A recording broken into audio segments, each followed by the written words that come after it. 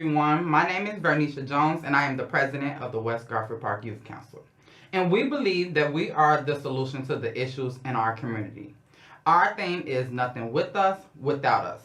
The West Garfield Park Youth Council is sponsored by Fathers Who Care, which is a nonprofit organization located on the west side of Chicago within the West Garfield Park community. The West Garfield Park Youth Council is comprised of young people from our community whose focus and concern is youth leadership and a voice within the community to reduce senseless violence and illegal substance use. We invite our people from all over to come in and see what we're all about, especially our young people. Our show will be scheduled every Thursday at 7 p.m. Again, that is every Thursday at 7 p.m. Our show can also be viewed online at www.cantv.org/live. Again, that is www.cantv.org/live. Well, welcome to today's show. We're excited to have a very special guest joining us, someone whose story is a powerful example of resilience, growth, and leadership right here on the west side of Chicago. Our guest began his journey with Breakthrough Ministries after facing his own challenges, and over time, he worked his way from a program assistant all the way up to a chief program officer. Along the way, he has dedicated his life to violence prevention, community healing, and creating opportunities for young people to choose a different path. He's also a Chicago Peace Fellow, continuing to expand his vision of peace, collaboration, and transformation for Garfield Park and beyond. Please help us welcome Damerson Morris. We're so glad to have you with us today. Thank you for having me as well. No problem. Okay, to start off, can you take us back to the moment you first connected with Breakthrough Ministries, and also how did the relationship shift your life's direction? Yeah, so after spending 10 years and 3 months of my life incarcerated, I was introduced to Breakthrough through an Earn Fair program. They had an employment coordinator. And so with that being said, the employment coordinator connected me to resources, but also referred me for an open position as a program assistant within Breakthrough Ministries. And from there, I went on 3 interviews. In my last interview, I met with our associate director at that time, Yolanda Fields, and she had asked me, tell me why you want this job, right? Why you want to be with us? And I told her that, hey, I just need this opportunity, and I promise you won't regret it.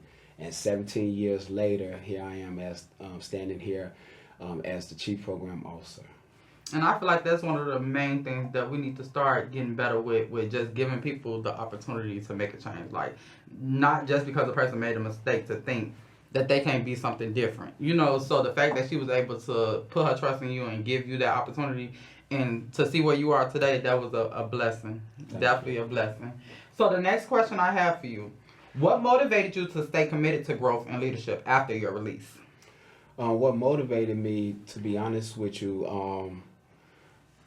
I wanted something different in life as well, right? Mm-hmm. I did have that balance where I worked going to school up until the point that I was incarcerated, so I relied back on my educational background to kind of like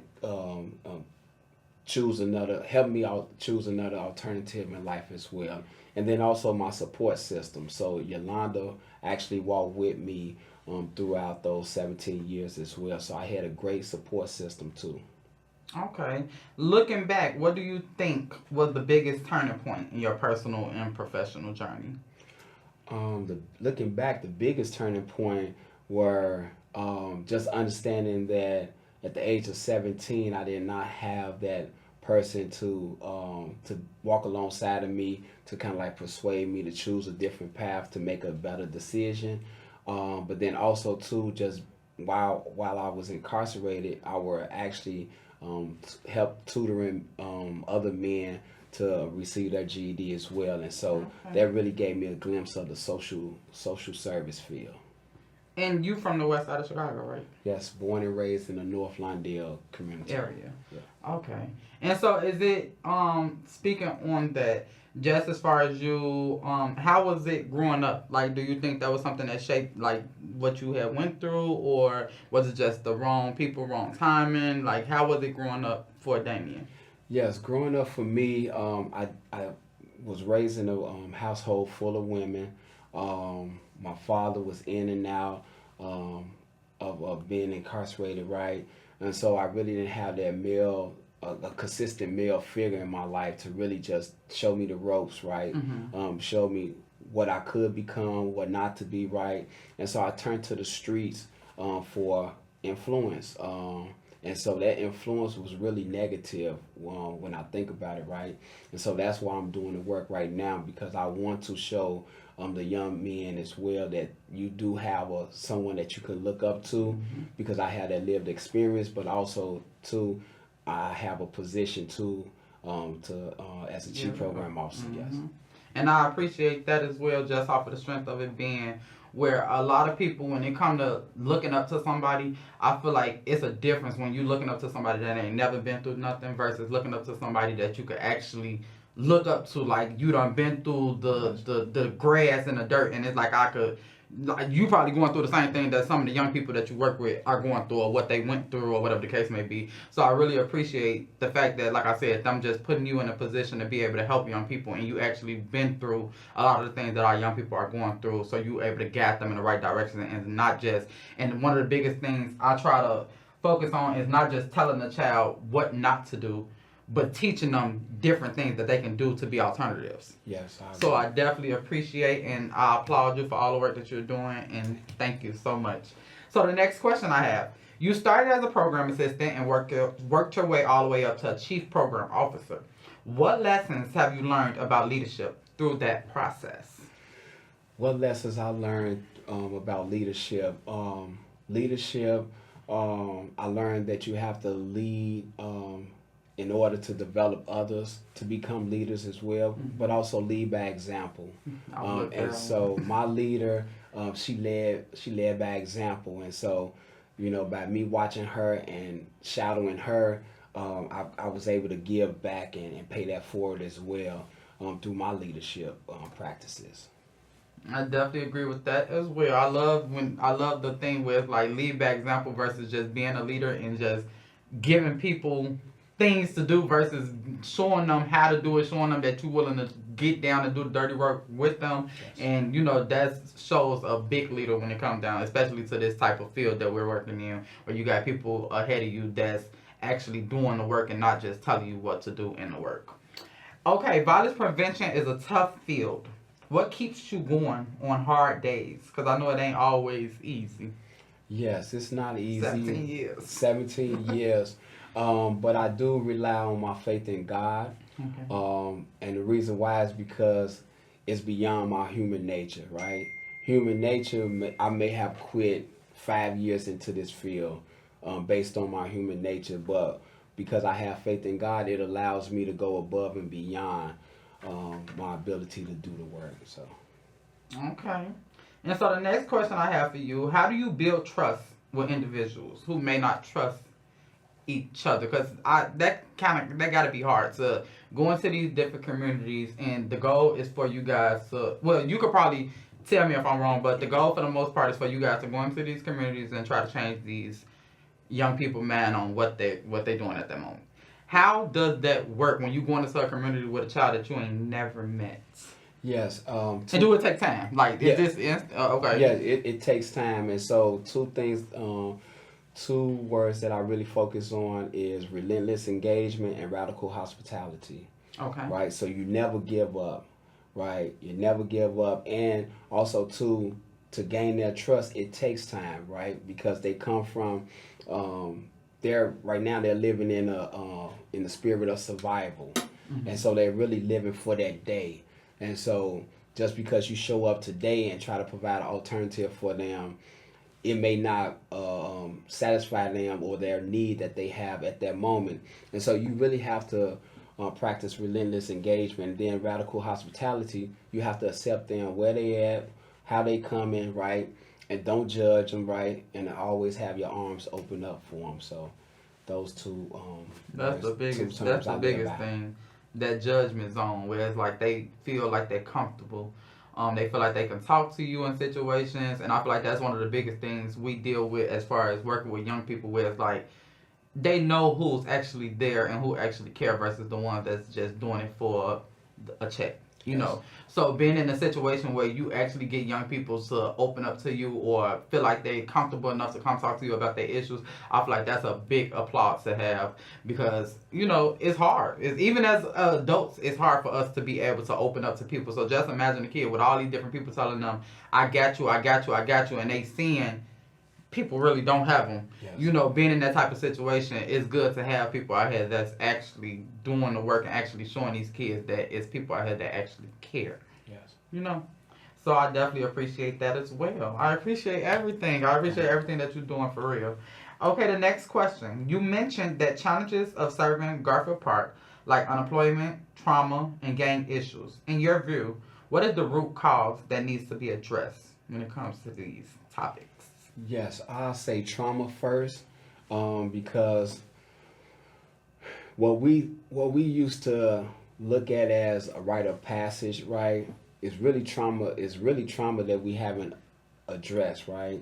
And so, from my understanding and my experience, and also being trained on being trauma informed, just understanding that trauma can limit you as well mentally of your potential. And so you'll see like neighbors not even speaking to each other because of some of the things that they went through, right? So trauma plays a part in that. ACEs, right? Adverse childhood experiences, things that we used to make jokes about as a child or try to prove that we're from the neighborhood or we're part of that struggle. It's really trauma. And so we really came to that point where we're normalizing that, and it's really not good, right? It's really not normal, but we've done it because it happens so much in our community that it becomes a part of our identity. So And I definitely agree with that because every time people ask me like, how do you feel? And with me being working in the field, like people always ask me like, how do you feel about everything that's going on? And that's my favorite word. I'd be like traumatized. Like I don't really know how to feel about it no more because like he said, it happens so much. It's like what do we supposed to do from this point on? It's like that's all you see. And then I feel like it's a thing with the news and stuff where it's like that's all they show. yeah. All they show is the negative that's going on. Social media, all it's shown is the negative that's going on. So it makes it like that's all that we have around. So I feel like the programs that we have on the west side, I feel like it just needs to get more broader to where our young people know that it's positive things going on versus just knowing about all the negative things that's going on in the community, if that makes sense. Perfect sense. Okay. How do programs like basketball tournaments or other community events when we have like on a block, when we take over blocks and stuff like that, how do them events create opportunities for peace and connection in your opinion? Yes, so those what we call it now is safe space events, and they're really strategically designed to empower the community or encourage the community to come out and actually over a period of time and through consistency, right? They start to take ownership of it long after we're gone, right?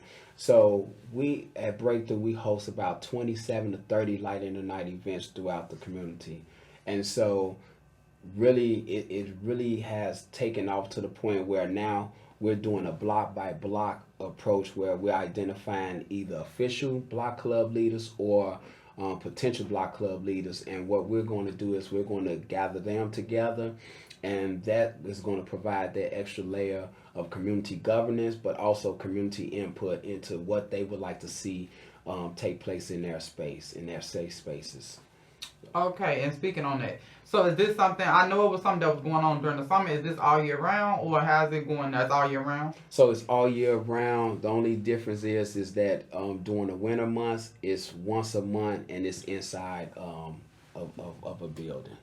Okay, so if it's anybody that wants to be involved with it, is it like push to if you're from this area? Is it like what are the stipulations when it comes down to if people want to get involved, and if they do want to get involved, how can they get involved? Yes, so you can go on www.breakthrough.org. You will see violence prevention, but you would also see Breakthrough as a whole organization, the services that we provide, what we have coming up next, and you can get involved through the through our volunteer department. Antonio Daniels is the director of community engagement, and so you can get involved, and then he'll be able to point you in the right direction. Okay, so if it's any people, it shouldn't be no excuses about nobody saying that we ain't trying to make a difference. If it's any people that's having any issues with, and I know for ain't it, let me not say nothing that's wrong. Is it true that like if it's a block in your area that you know of that's like very high on violence or very that you could reach out and Yes, let that that is be true. known? Yes, so Okay. we have a peacekeeper program as well. So it's called FLIP, Flatlining Violence Inspires Peace. And so we have 42 men and women who are deployed in 8 areas in East Garfield Park. And so they have a level of connection that expands a 4 to 6 block radius from their primary spot. And so if you do have any issues with men and women who are participating in high risk activities, or you've seen a uptick in violence in your community or on your block in East Garfield Park, please reach out to us once again. The number is 773-707-3075. That's our violence prevention hotline, and you will get me as well. So I have that phone on me pretty much 24/7. Okay, so if anybody's looking for any type of connections when it comes to helping bringing more peace into our communities, please reach out to Damien and reach out to Breakthrough about all the different activities that they got coming up. And also, if you have any communities that you feel like is unsafe that you're staying on or that you just know about, please reach out and let them know what's going on so we can figure out or we can, come out here and do something on the block. So the next question I have. What role do you think collaborations between organizations plays in truly transforming a neighborhood? Yes, collaboration is key because first it's going to eliminate the silo effect that we suffer from many years. But also too, once a community see the community-based organizations are working together, it really encourages them to also put aside their differences as well with their neighbors, with the next block over, and kind of like rally behind a common cause. Versus what y'all personal things y'all got going on. Yes.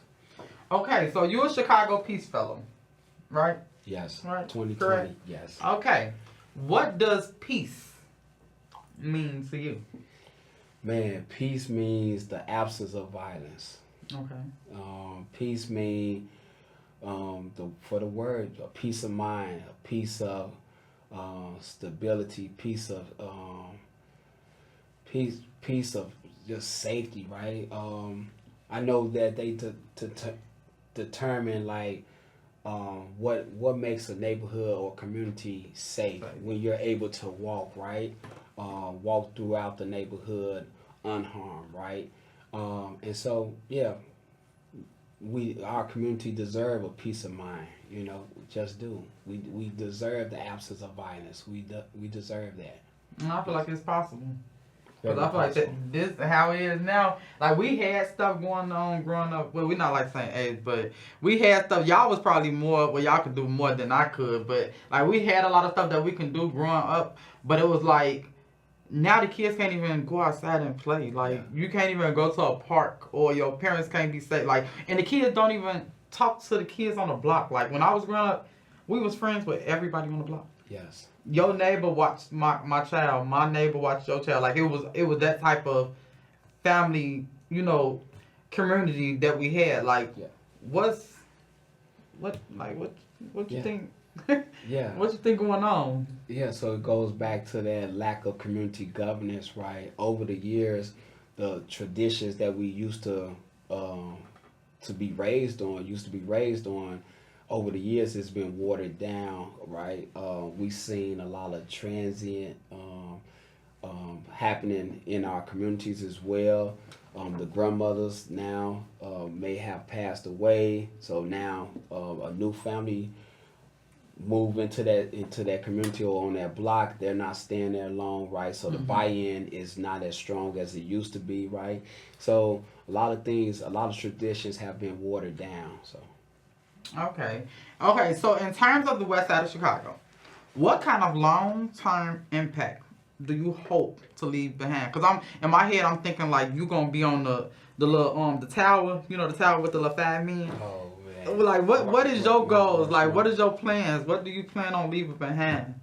To be honest with you, as a leader, I want to leave behind more leaders like myself coming up, younger leaders. I want to pass the torch to the younger men and women to do the job, to really just pick up where I left off at, but also just expand and make it better, right?